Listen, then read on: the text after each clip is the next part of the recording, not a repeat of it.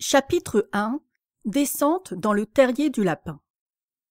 Alice commençait à se sentir très lasse de rester assise à côté de sa sœur sur le talus et de n'avoir rien à faire.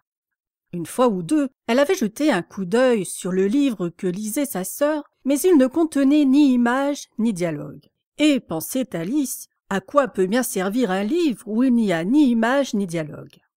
Elle se demandait, dans la mesure où elle était capable de réfléchir, car elle se sentait tout endormie et toute stupide à cause de la chaleur, si le plaisir de tresser une guirlande de pâquerettes valait la peine de se lever et d'aller cueillir les pâquerettes, lorsque, brusquement, un lapin blanc aux yeux roses passa en courant tout près d'elle. Ceci n'avait rien de particulièrement remarquable, et Alice ne trouva pas non plus tellement bizarre d'entendre le lapin se dire à mi-voix: « Oh mon Dieu, je vais être en retard !» Lorsqu'elle y réfléchit par la suite, il lui vint à l'esprit qu'elle aurait dû s'en étonner, mais sur le moment, cela lui sembla tout naturel. Cependant, lorsque le lapin tira bel et bien une montre de la poche de son gilet, regarda l'heure et se mit à courir de plus belle, Alice se dressa d'un bond, car tout à coup, l'idée lui était venue qu'elle n'avait jamais vu de lapin pourvu d'une poche de gilet, ni d'une montre à tirer de cette poche.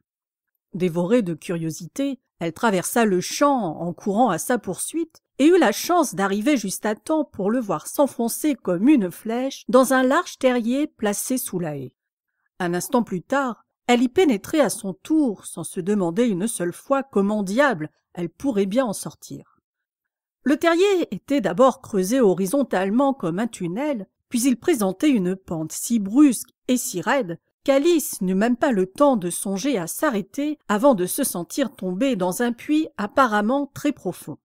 Soit que le puits fût très profond, soit que Alice tomba très lentement, elle s'aperçut qu'elle avait le temps, tout en descendant, de regarder autour d'elle et de se demander ce qui allait se passer. D'abord, elle essaya de regarder en bas pour voir où elle allait arriver, mais il faisait trop noir pour qu'elle pût rien distinguer. Ensuite, elle examina les parois du puits et remarqua qu'elles étaient garnies de placards et d'étagères. Par endroits, des cartes de géographie et des tableaux se trouvaient accrochés à des pitons. En passant, elle prit un pot sur une étagère. Il portait une étiquette sur laquelle on lisait « Marmelade d'orange », mais à la grande déception d'Alice, il était vide. Elle ne voulut pas le laisser tomber de peur de tuer quelqu'un, et elle s'arrangea pour le poser dans un placard devant lequel elle passait tout en tombant. « Ma foi, songea-t-elle, après une chute pareille, cela me sera bien égal quand je serai à la maison de dégringoler dans l'escalier. Ce qu'on va me trouver courageuse, ma parole, même si je tombais du haut du toit, je n'en parlerai à personne. » Supposition des plus vraisemblables en effet. Plus bas encore plus bas, toujours plus bas.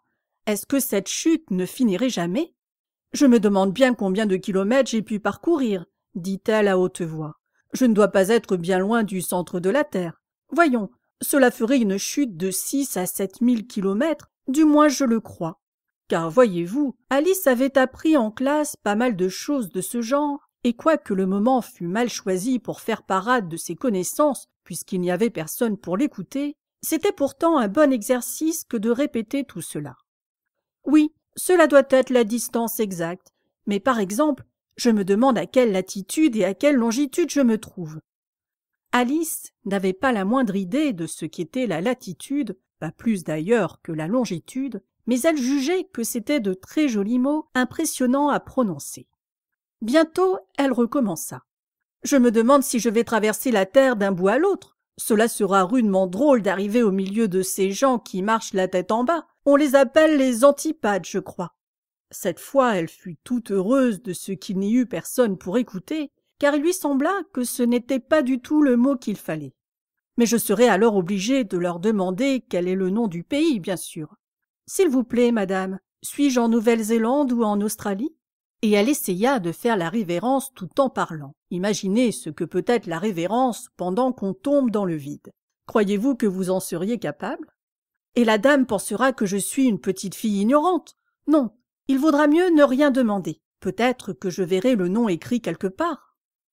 Plus bas, encore plus bas, toujours plus bas, comme il n'y avait rien d'autre à faire, Alice se remit bientôt à parler. « Je vais beaucoup manquer à Dinah ce soir. j'en ai bien peur.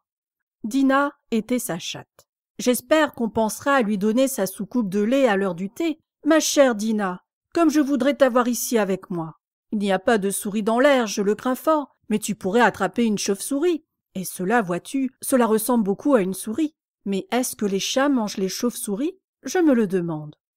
À ce moment, Alice commença à se sentir toute somnolente et elle se mit à répéter comme si elle rêvait. Est-ce que les chats mangent les chauves-souris? Est-ce que les chats mangent les chauves-souris? Et parfois, est-ce que les chauves-souris mangent les chats? Car voyez-vous, comme elle était incapable de répondre à aucune des deux questions, peu importait qu'elle posât l'une ou l'autre. Elle sentit qu'elle s'endormait pour de bon, et elle venait de commencer à rêver qu'elle marchait avec Dinah la main dans la pâte, en lui demandant très sérieusement. « Allons, Dinah, dis-moi la vérité, as-tu jamais mangé une chauve-souris » Quand brusquement, patatras, elle atterrit sur un tas de branchages et de feuilles mortes, et sa chute prit fin. Alice ne s'était pas fait le moindre mal et fut sur pied en un moment. Elle leva les yeux, mais tout était noir au-dessus de sa tête. Devant elle s'étendait un autre couloir où elle vit le lapin blanc en train de courir à toute vitesse. Il n'y avait pas un instant à perdre. Voilà notre Alice partie, rapide comme le vent. Elle eut juste le temps d'entendre le lapin dire en tournant un coin. « Par mes oreilles et mes moustaches, comme il se fait tard !» Elle tourna le coin à son tour, très peu de temps après lui, mais quand elle l'eut tourné, le lapin avait disparu. Elle se trouvait à présent dans une longue salle basse éclairée par une rangée de lampes accrochées au plafond. Il y avait plusieurs portes autour de la salle, mais elles étaient toutes fermées à clé. Quand Alice eut marché d'abord dans un sens, puis dans l'autre, en essayant de les ouvrir une par une, elle s'en alla tristement vers le milieu de la pièce, en se demandant comment elle pourrait bien faire pour en sortir. Brusquement, elle se trouva près d'une petite table à 3 pieds, entièrement faite de verre massif, sur laquelle il y avait une minuscule clé d'or, et Alice pensa aussitôt que cette clé pouvait fort bien ouvrir l'une des portes de la salle. Hélas, soit que les serrures fussent trop larges, soit que la clé fût trop petite, aucune porte ne voulut s'ouvrir. Néanmoins, la deuxième fois qu'Alice fit le tour de la pièce, elle découvrit un rideau bas qu'elle n'avait pas encore remarqué. Derrière ce rideau se trouvait une petite porte haute de 40 centimètres environ.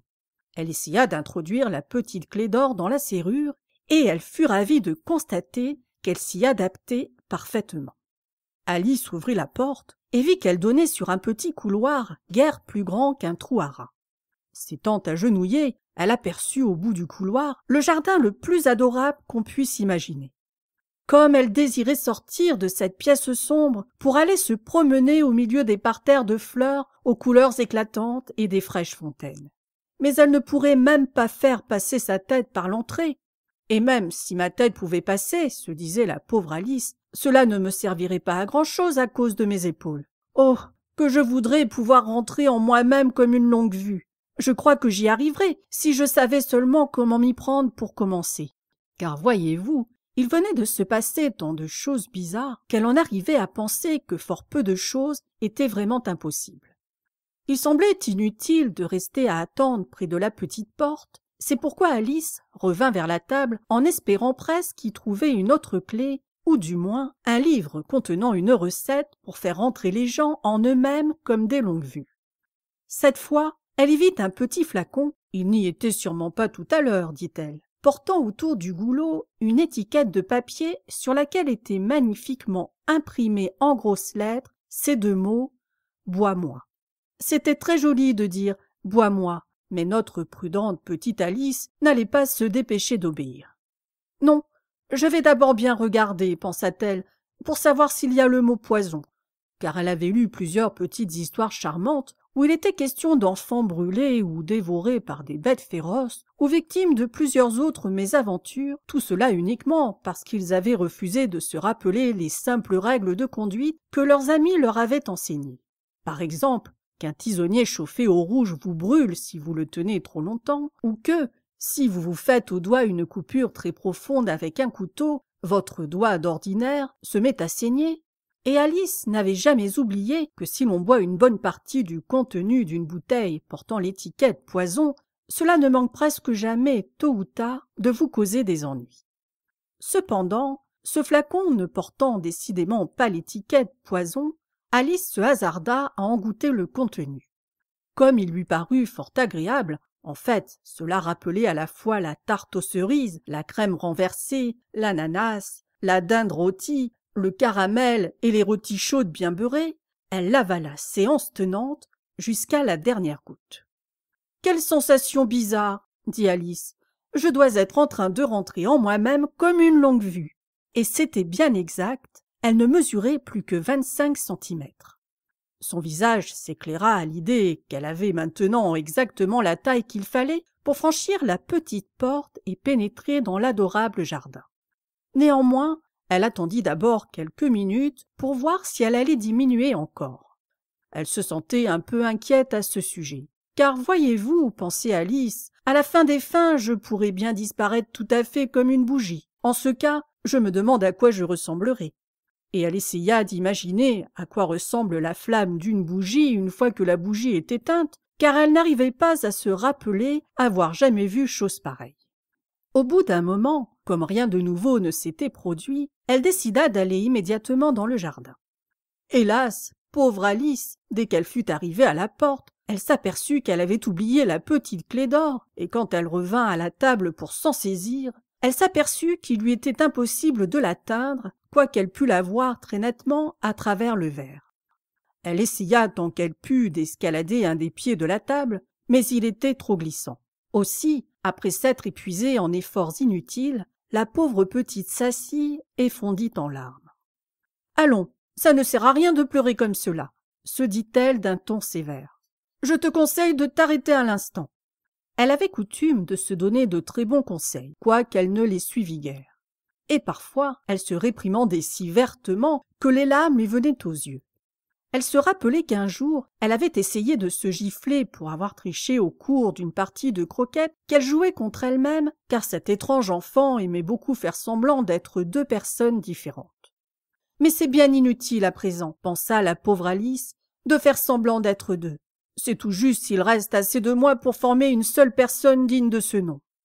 Bientôt, son regard tomba sur une petite boîte de verre placée sous la table. Elle l'ouvrit et y trouva un tout petit gâteau sur lequel les mots « Mange-moi » étaient très joliment tracés avec des raisins de Corinthe. « Ma foi, je vais le manger, dit Alice. S'il me fait grandir, je pourrai atteindre la clé. S'il me fait rapetisser, je pourrai me glisser sous la porte. D'une façon comme de l'autre, j'irai dans le jardin, et ensuite, advienne que pourra. » Elle mangea un petit bout de gâteau et se dit avec anxiété. Vers le haut ou vers le bas, en tenant sa main sur sa tête pour sentir si elle allait monter ou descendre. Or, elle fut toute surprise de constater qu'elle gardait toujours la même taille. Bien sûr, c'est généralement ce qui arrive quand on mange des gâteaux, mais Alice avait tellement pris l'habitude de s'attendre à des choses extravagantes qu'il lui paraissait ennuyeux et stupide de voir la vie continuer de façon normale. C'est pourquoi elle se mit pour de bon à la besogne et eut bientôt fini le gâteau jusqu'à la dernière miette.